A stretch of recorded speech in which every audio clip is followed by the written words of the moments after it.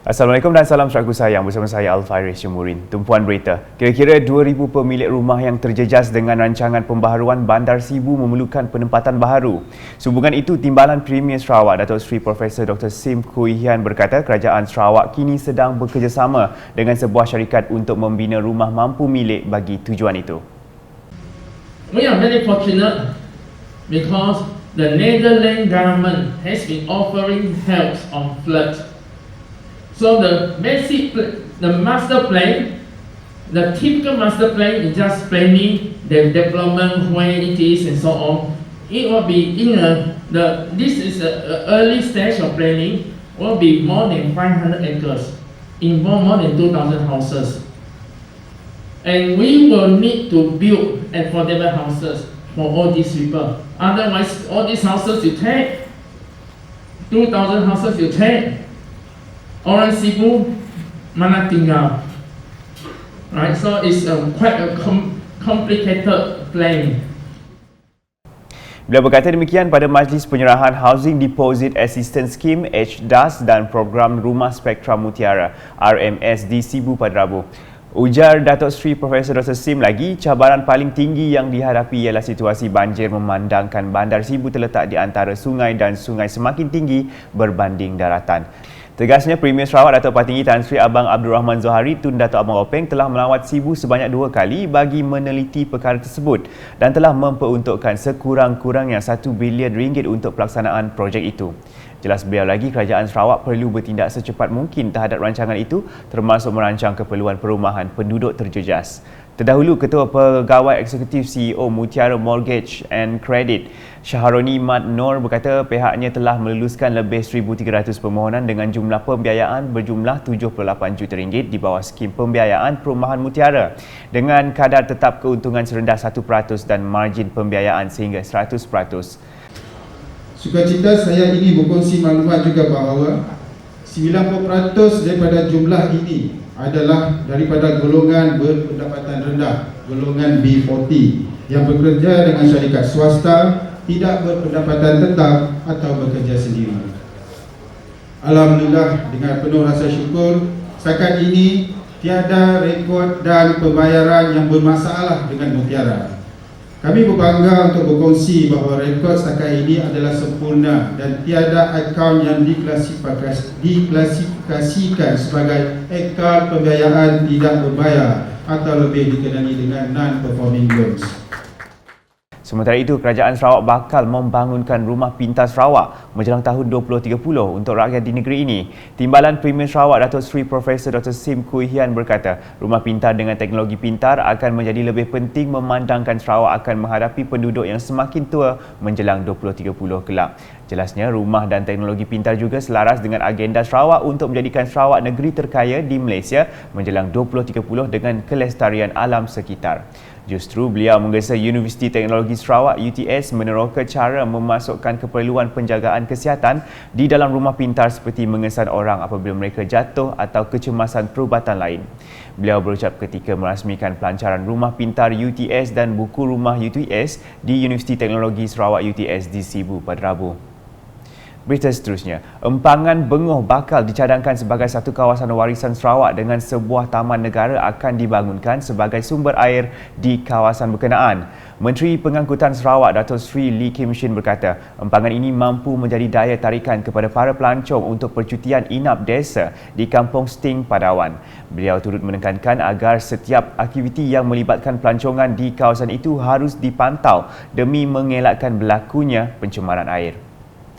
Ini adalah reservoir bekalan air kita untuk kucing dan sekelilingnya, samaran dan sebagainya. Ya.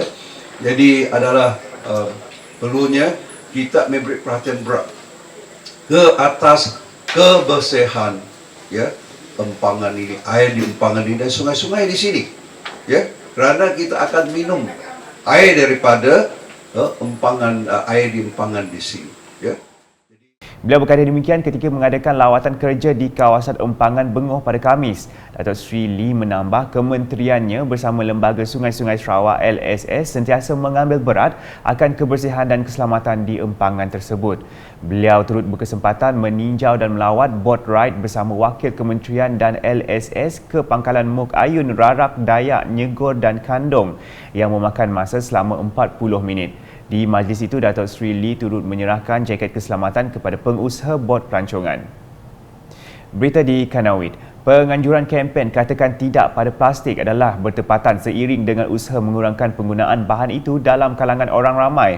Menurut Timbalan Menteri Kesihatan II Malaysia Datuk Aaron Ago Dagang, pengurangan penggunaan plastik adalah penting untuk penjagaan alam sekitar. Pada mesyuarat Agensi Pembangunan Ulu Rajang Urda di Kapit pada Rabu, beliau telah dilantik untuk mengetuai Jawatankuasa Kecil Perhutanan dan Kelestarian Alam Sekitar. Tegas beliau ini menunjukkan keseriusan kerajaan dalam menjaga alam sekitar daripada tercemar. Datuk Aaron berkata demikian pada program No Plastic Bag, Styrofoam and Plastic Straw di Kanawit pada Khamis. Beliau dalam pada itu berharap program seperti ini dapat dilaksanakan secara berkala, khasnya di penempatan yang ada kepadatan penduduk seperti di Nangan Jagau, Nangan Ngungun dan Nangan Tada. Terdahulu pemangku Setiausaha Majlis Daerah Kanawit Bilong Engkas berkata, kempen katakan tidak pada plastik diadakan setiap hari Jumaat, Sabtu dan Ahad. Ujarnya ini merupakan program tahunan jabatan yang dianjurkan Majlis Daerah Kanawit. Manakala berita di pusat, produk gula apung mempunyai potensi besar untuk dimajukan serta menjana pendapatan yang baik kepada pengusaha di Kampung Tambak Pusat. Justru golongan muda di kawasan itu digesa menceburi industri gula apung kerana produk tempatan ini dapat dikomersial serta diperluaskan potensinya. Demikian menurut Timbalan Menteri Belia Sukan dan Pembangunan Usahawan Dr. Ripin Lamat. Katanya lagi produk pertanian berasaskan nipah ini mempunyai potensi besar kerana dapat menghasilkan pelbagai produk seperti kuih, garam apung, cuka apung dan banyak lagi. Beliau berkata demikian semasa mengadakan lawatan ke pusat pemprosesan gula apung di Kampung Tambak Pusat pada Khamis. Jelas Ripin lagi penghasilan gula apung memerlukan ketelitian supaya produk ini mempunyai kualiti yang bernilai tinggi untuk dipasarkan. Beliau yang juga ahli Dewan Undangan Negeri Adun Lambir berharap industri berkenaan terus berkembang agar dapat meningkatkan sosioekonomi para usahawan produk tersebut. Berita diteruskan mengenai hubungan polis Diraja Malaysia PDRM dengan pengamal media harus dijalinkan dengan lebih erat. Pesuruhjaya Polis Sarawak CP Datuk Muhammad Azman Ahmad Sapri berkata tidak dapat dinafikan bahawa PDRM sebagai salah sebuah agensi kerajaan yang perlu ada hubungan yang baik dengan pengamal media.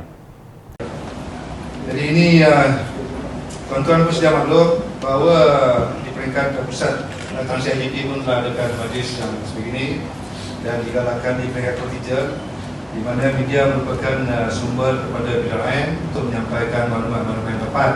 Dan kita seharusnya mempunyai satu kolaborasi yang baik ya, di antara PDRM selaku agensi penguasa dan media selaku medium tengah untuk menyampaikan berita-berita dan maklumat kepada orang ramai. Di samping itu, majlis ini diadakan juga bertujuan untuk berkenalan dengan lebih dekat di antara satu sama lain dan sebagai tanda penghargaan kepada media dalam memberikan publicity dan hebahan ke atas setiap aktiviti yang dilaksanakan serta kejayaan pasukan polis dalam menangani serta menyelesaikan kes-kes jenayah. Beliau berucap di Majlis Haiti Jalinan Kasih PDRM bersama pengamal media Sarawak di Mes Pegawai Kanan, Ibu Pejabat Polis Kontingen IPK Sarawak Kuching pada Khamis. Lebih 40 orang pengamal media turut hadir bagi memeriahkan majlis berkenaan. Hadir sama Timbalan Pesuruhjaya Polis Sarawak DCP Datuk Manca Atta, Presiden Persekutuan Persatuan Wartawan Sarawak FSJA Jacqueline Radoy David, Ketua-Ketua Polis Daerah dan Div-Div Jemputan Media yang lain. Sekian edisi Tengah Hari bersama saya Alfaris Jemurin. Berita lebih lanjut boleh didapati di semua platform media sosial UKAS termasuk portal ukas.sarawak.gov.my dan UKAS Channel di YouTube. #Menyebar Fakta, salam UKAS.